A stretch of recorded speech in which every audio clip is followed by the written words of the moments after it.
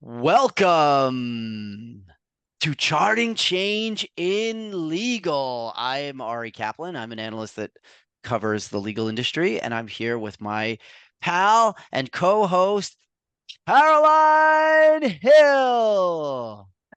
Hi everyone. Hi Ari. Great to see you. Great to see you. I want to first acknowledge the fact that we have indeed proven, Caroline, that we have more than one listener. And I will tell you why. I was at the Clock last week and I met Tom Pearson at Fulcrum, who specifically told me he had listened to at least one episode of our conversation. And also, as you know, because we both liked it, loved it, couldn't believe it existed, we saw the Women in E-Discovery Frankfurt chapter share episode 22. So I Can just I want to just do a pause drum for roll? yes, I was just thinking I just want to pause for some real round of applause from those two. It was wonderful to see, and we're really starting to make a difference. Thank you for that. No, yeah, thank you. That's really Mm, exciting. It's mm, mm, great. And mm. we had somebody else. We had Ben from Nexel message me to say that he's a listener. So that's like three Wow, listeners. that's amazing. So we have so many listeners that we could just name them all Yeah, within the first 30 seconds of this and discussion. and we have a challenge at the end of this podcast That's for any right, listener, everybody. We right? have we have launched a postcard campaign. And so throughout our discussion, we will give you certain codes. Let's call them passwords. And if you name the code or password, email either of us at incrediblehosts.amazingshow at chartingchangeinlegal.com.net. I'm just kidding. That's not a real address, just in case you thought it was. But you message us or something, and we will send you a postcard. I'm going to be in Denver in the coming days, and I'm happy to send you a postcard from Denver. Caroline is a much more extravagant traveler than I am. We'll be in other interesting places. I could even send you a postcard from New York City I if can send that's you where a you'd postcard like one. from London. I can send Amazing. I can send you one, Ari. I can send you We one should of just the start sending each other postcards as pretend listeners. We I, I listen to your show and I just love it. Joan in New York. I love you. Oh, your show is so wonderful. Bob in London. So so this is what we're going to do. I'm going to say a code at some point. That code may or may not be the password to my mother-in-law's email account. one, two, three. That's Oh, right. sorry, And I'm so doing but that is not the code. Don't be tricked. That is not the code. I will You say the know what? code in another By minute or now, two. That's right. by now we've just lost everyone. They're like, oh, No, they're like, what are these two? I can't believe those listeners. Of course, Women in Discovery Frankfurt. Of course. That must be a right. fun crowd. I can't wait to meet them. Okay. Should we So talk some stuff? We rather than just getting overexcited about our three listeners, right? We should that's talk about right. because there was That's some right. big stuff this past week. So we've had Big, huge. big stuff. You So we've you had start first. I conferences want to and hear the incredible insights that you're going to share today. oh, Ari, you don't even know what you're in for. It's just too much. It's exciting. Yes, so well, I was don't sound sincere. I was at the British Legal Technology Forum. We had No. yes, and it was fun. I we had Legal IT Insider had our own media lounge there, which was super fun. Basically, it was a box, but it had all of our branding. It had chairs and it had camera, real life camera rather than being on screen. And it was so fun. And we had just like interview after interview in the booth, apart from the one time when I chaired a panel. And it was super fun actually. And you know, the a lot of the people that I spoke to were vendors, although that some of them were CIOs, some of them were. I spoke to one global head of data, and had some really fascinating chats. And I chaired a panel. You'll be surprised to hear it was on generative AI with some law firm decision Weird. makers, right? So I had CMS. I had Adolfo Goddard.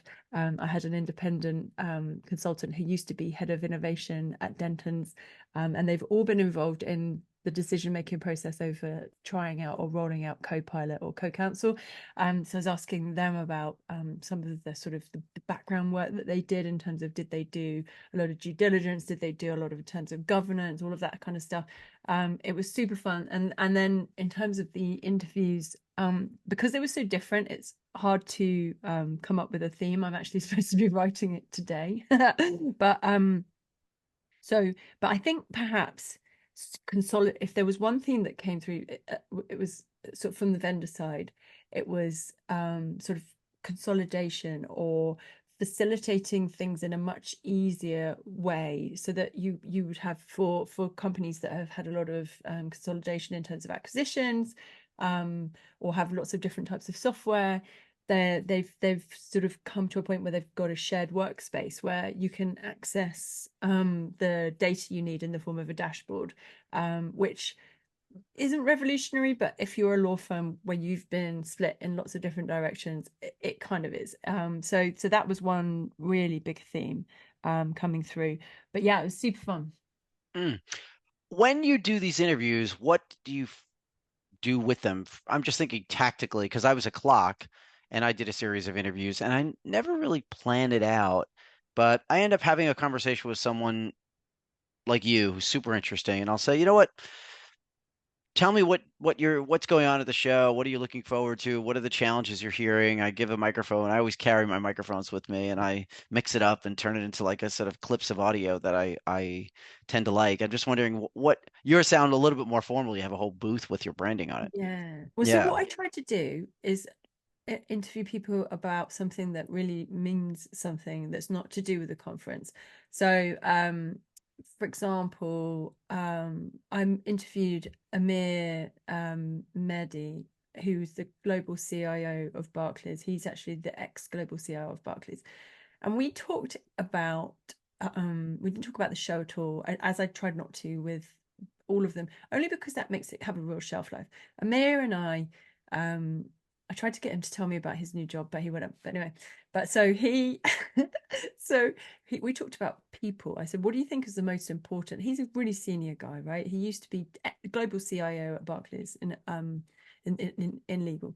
And I said to him, what's the most important thing that you can share with us about, things that you focus on most? And he said, people. He said, and tell me what you think of this. But he said, I think that there's so much focus, and we do talk about people, process, technology, but he said there's so much focus really on technology. He said, I don't think people are focusing on the importance of people and what they bring to the table, getting the best out of them, and that actually without good people there is nothing, really. And I said, well, what do you mean? Do you mean recruitment, or do you mean development, or what are we talking about? And he said, really, it's a bit of both, but he said it's about that focus, that focus on, we are still an industry that is very human centric, and to put that first. I thought it was really interesting.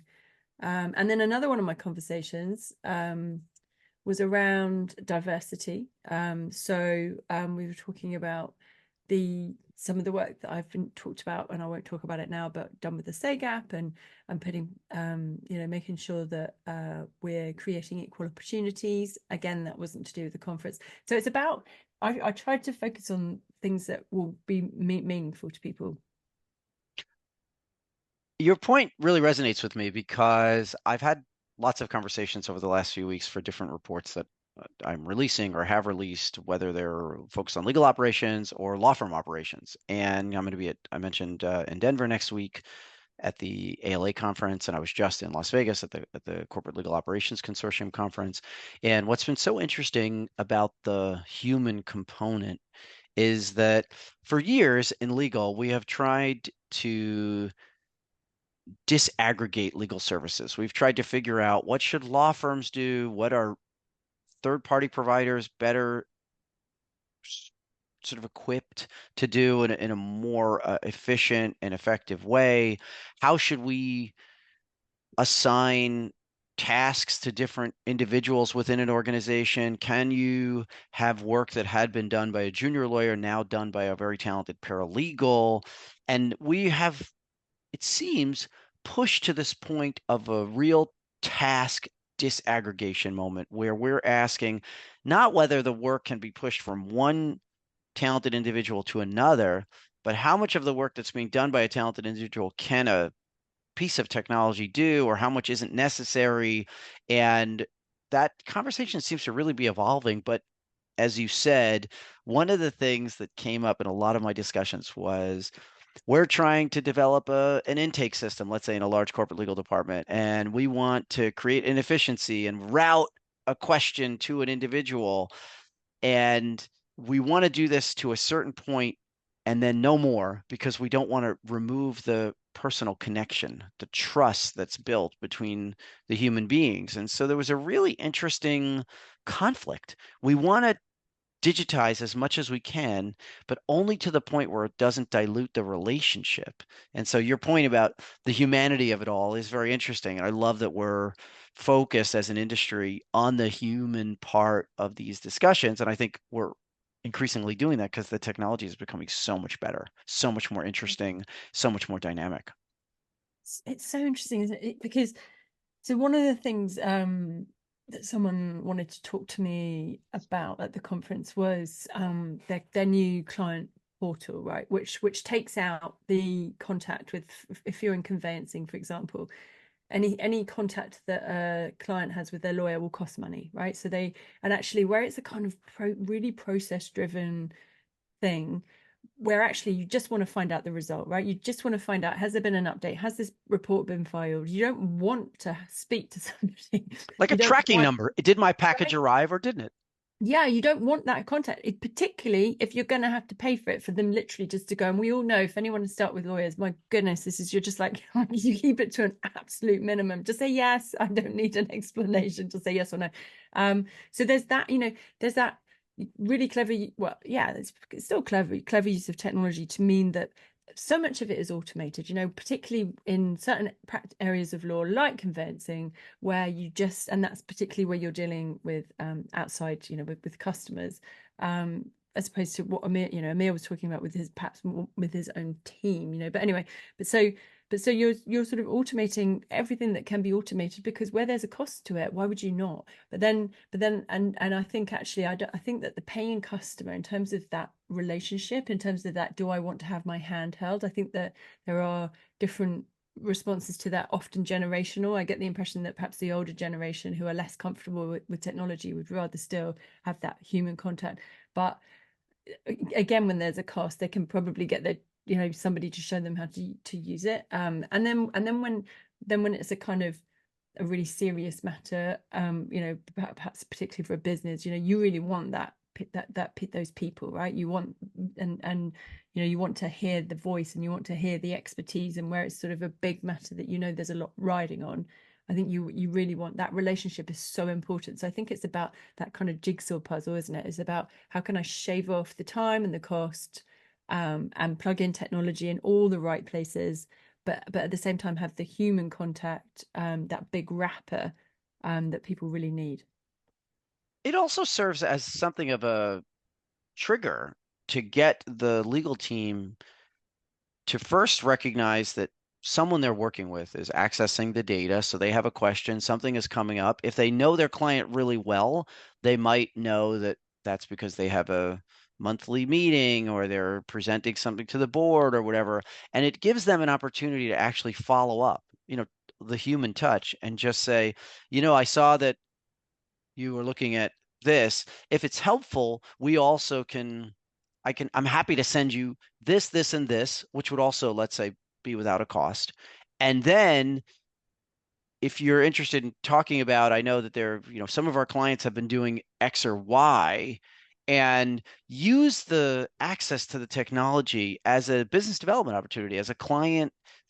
It's sort of like I'm thinking of you kind of opportunity. And also, here's two more resources beyond that. So instead of just checking the date, here's a template that you can insert the date into to kind of explain what the right? We're just, in a vacuum here. It's hard to Yeah, come up with something, but I do think that for the savvy firms and those firms, I know that several firms are launching different types of generative AI and different types of technology, but wouldn't it be amazing if client is checking something and then you were able to yeah, quickly generate a something that's supportive, not a response, not a sort of thanks for checking, but yeah, much more of a, I saw that have you thought of this, this, and this? Do you recognize that once that's done, these forms are necessary, et cetera? But, yeah. just sort of taking a client through the process and just offering exceptional service so that the human component really comes through. I But think it's, also, it's exciting time.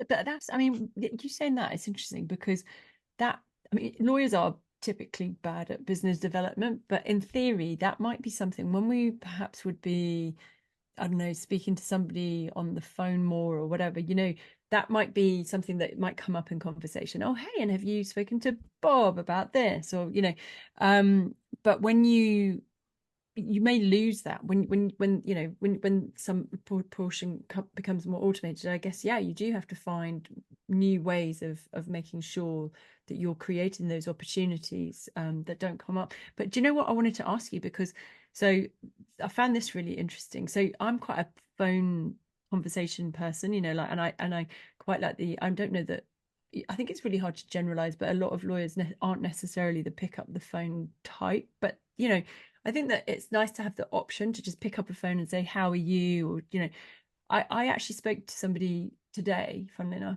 who said that they don't have business phones anymore, and that they only use Teams. And I think that's another example. I mean, Teams is great; it's much cheaper. I don't actually know any of the costs around phones, but um, I just thought, gosh, we really are. I must admit, does this make me old fashioned? I'd love to hear your views, but I actually love picking up the phone. Yes, there, sum total of my views. No, but I hear you. The phone. Well, look, I've been trying to get rid of my home phone, my wired home phone for years, but it's bundled into my cable and my internet. I don't actually get rid of it. And so you don't see a lot of firms doing that because it just seems like, well, you should have a phone on a desk.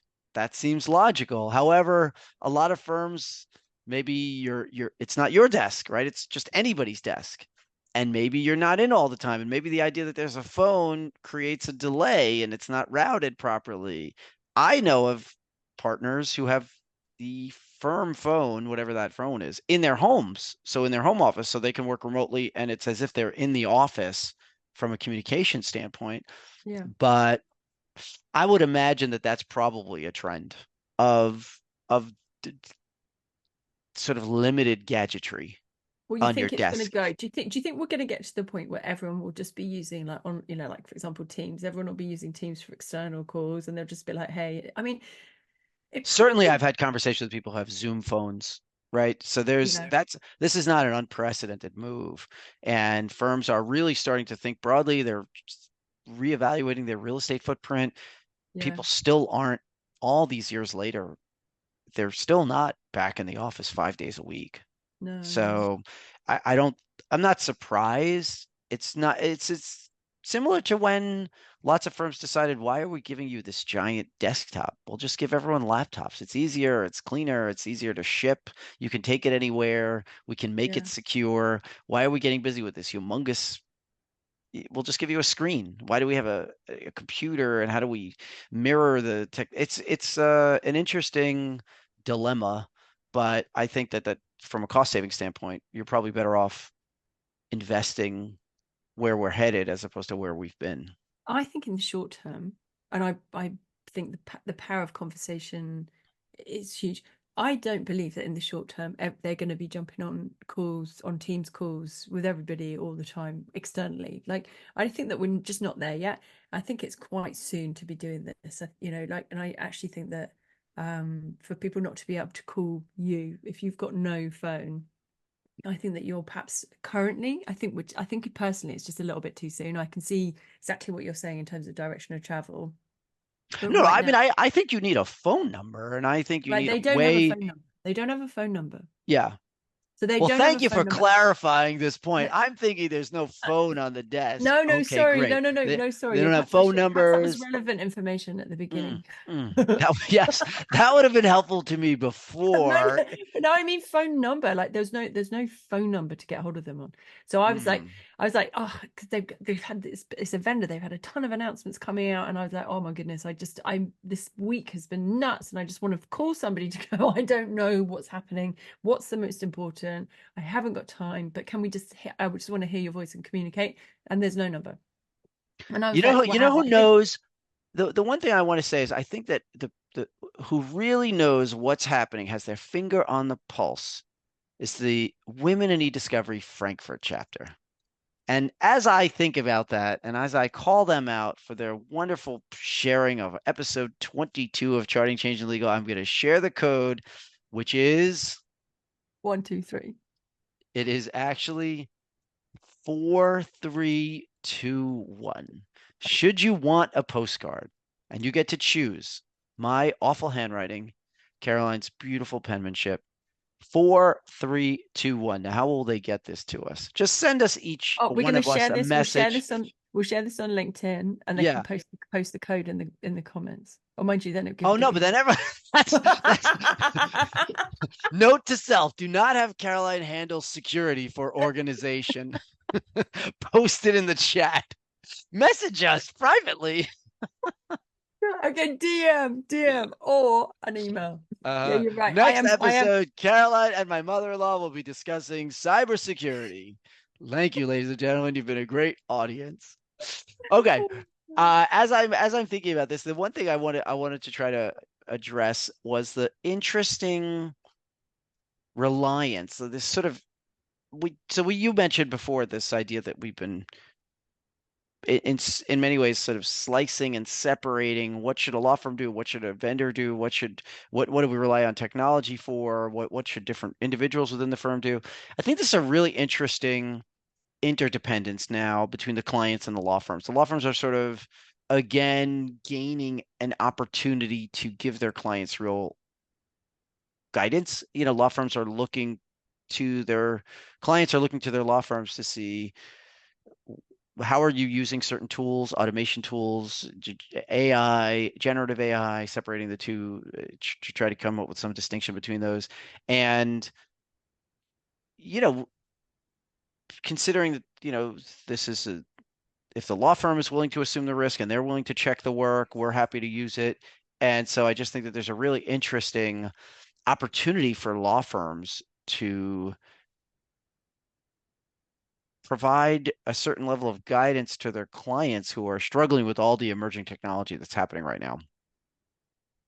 I'm seeing slightly perhaps different picture. That so I I've would spoken love to to see two. this picture. Do you know what? I laughed so much earlier. I wheezed. Yeah. I Yeah. literally I sounded like it. Um, so yeah, so I see a number of consultants who Hmm. are going very heavily down we're going to guide you through this, and we're gonna I think for the corporate, well, sorry, so for consultants to corporate legal teams who are saying, and I'm thinking of the likes of Epic, for example. So they've got different modules. One of them is copilot readiness, right? So they'll help you get your data in order, and they'll help you to get copilot ready, and then implement it. And they're doing a whole kind of Gen AI suite where they'll say, right, you're overwhelmed by that. Hopefully not as patronizing that. Then they're not patronizing. That came out a bit patronizing, but you're overwhelmed by all of this choice. We'll make it easy. We'll kind of do it all for you. And that's that. I've spoken to a couple of different consultants who are very much going down that route, which I think is a massive opportunity for them as corporate teams do feel a bit overwhelmed.